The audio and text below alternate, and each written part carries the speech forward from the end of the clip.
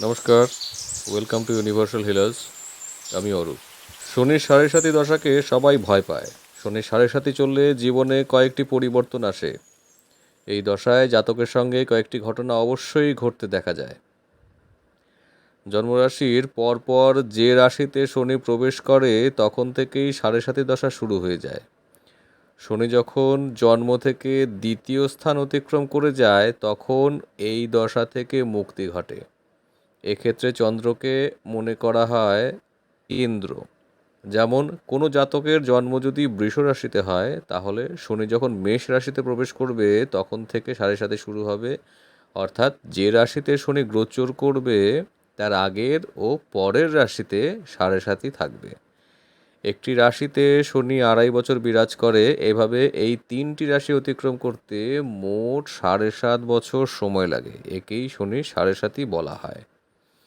চলতি বছর 29 এপ্রিল, আগামী 29 এপ্রিল মকর রাশি থেকে বেরিয়ে কুম্ভ রাশিতে প্রবেশ করবে শনি। এর ফলে মীন, কুম্ভ ও মকর রাশিতে শনির সাড়ে সাতি শুরু হবে।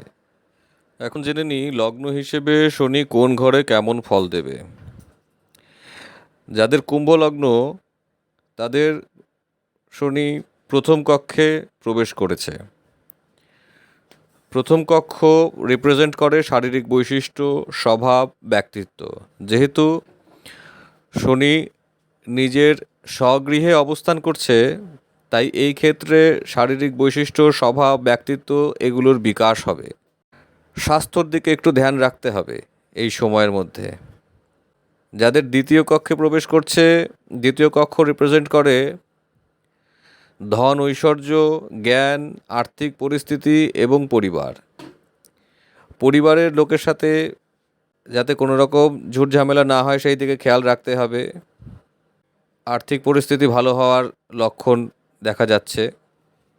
তৃতীয় কক্ষে যাদের প্রবেশ করবে, তৃতীয় কক্ষ রিপ্রেজেন্ট করে যোগাযোগ, দক্ষতা বা কৌশল, চেষ্টা এবং ছোট ভাই বোন। এই সময়কালে ছোট ভাই বোনের সাথে সুসম্পর্ক বজায় রাখবেন। আপনার কমিউনিকেশনের ডেভেলপমেন্ট হওয়ার সুযোগ আছে। যারা কমিউনিকেশন নিয়ে কাজ করছেন তাদের উন্নতির যোগ আছে। চতুর্থ কক্ষ রিপ্রেজেন্ট করে আনন্দ, মা, শিক্ষা, জমি, গাড়ি, সম্পত্তি। মায়ের সাথে সম্পর্ক ভালো রাখার চেষ্টা করবেন। গাড়ি কেনার একটা যোগ আপনাদের তৈরি হবে। সম্পত্তি নিয়ে যদি কোনো ঝুটঝামেলা, যদি কোনো মামলা মোকদ্দমা চলে তাহলে চেষ্টা করবেন এই সময়ের মধ্যে সেই মামলাটাকে নিষ্পত্তি করে ফেলার। পঞ্চম কক্ষ রিপ্রেজেন্ট করে উচ্চশিক্ষা, সৃজনশীলতা, প্রেম, অতীত জীবনের অভিজ্ঞতা এবং সন্তান। সন্তানের সাথে সুসম্পর্ক রাখার চেষ্টা করবেন। উচ্চশিক্ষার ক্ষেত্রে কিছু বাধা আসলেও সুযোগও আসবে অনেক। ষষ্ঠ কক্ষ রিপ্রেজেন্ট করে ষড়রিপু, ঋণ, পেশা, রোগ, শত্রু। তো ষষ্ঠ কক্ষে থাকলে পরে পুরনো কোনো রোগে আপনি কষ্ট পেয়ে থাকেন তাহলে সেই রোগ থেকে নিরাময়ের সম্ভাবনা থাকবে।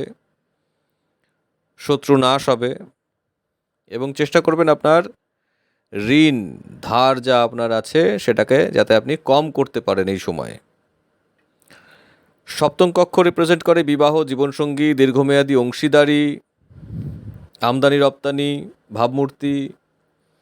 স্ত্রীর সাথে বনিবনা যেন ভালো থাকে। স্ত্রীর সাথে অযথা ঝুটঝামেলা জড়াবেন না।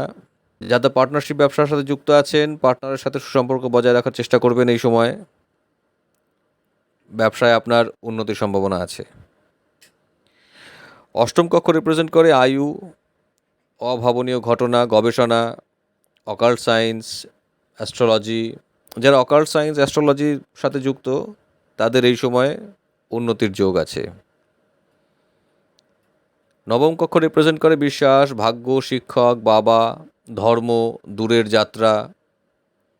এই সময় আপনাদের তীর্থ ভ্রমণের একটা সম্ভাবনা থাকবে।